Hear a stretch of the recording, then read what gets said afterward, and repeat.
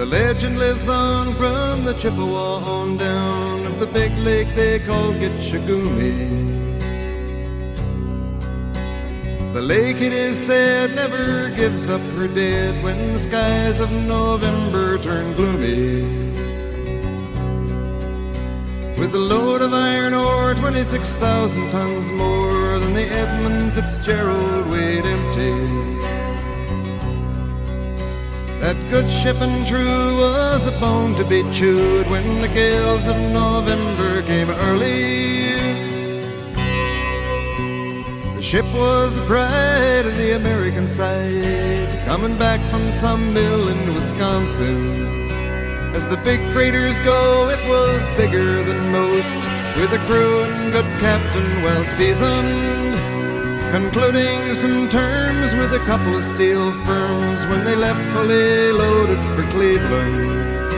Then later that night when the ship's bell rang, could it be the north wind they'd been feeling?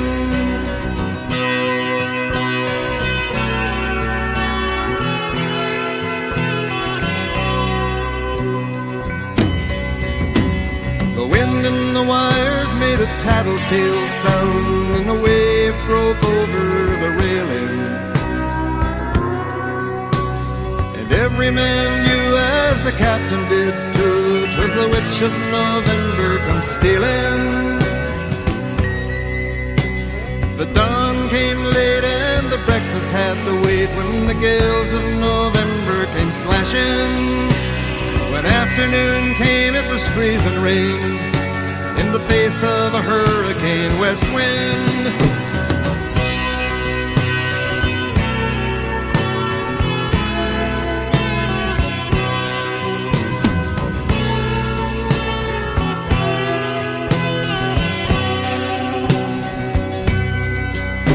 When supper time came, the old cook came on deck saying, "Fellas, it's too rough to feed you." At 7 p.m. a main hatchway caved in. He said, "Fellas, it's been good to know ya." The captain wired in, he had water coming in, and the good ship and crew was in peril. And later that night, when his lights went out of sight, came the wreck of the Edmund Fitzgerald.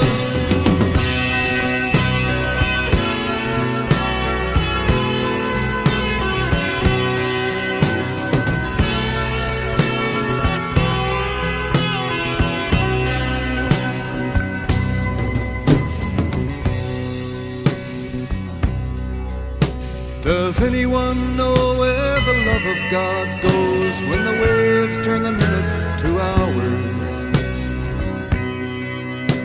The searchers all say they'd have made Whitefish Bay if they'd put 15 more miles behind her.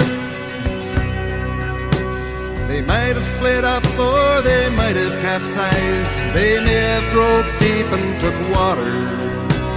And all that remains is the faces and the names of the wives and the sons and the daughters.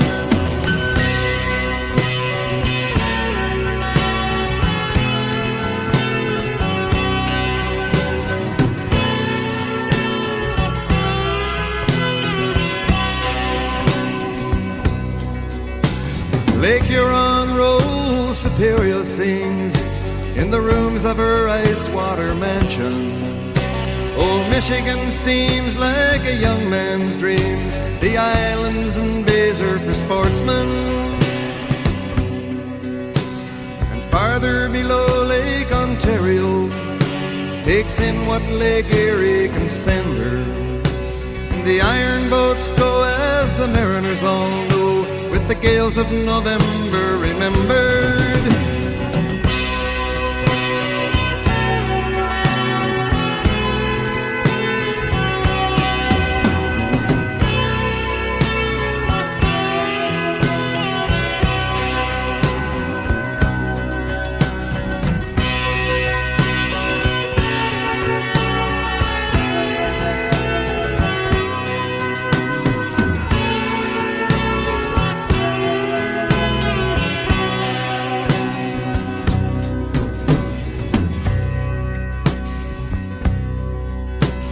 In a musty old hall in Detroit they prayed in the Maritime Sailors' Cathedral.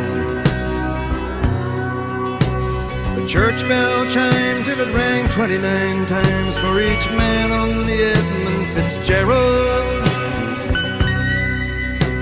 The legend lives on from the Chippewa on down of the big lake they call Gitchagumi.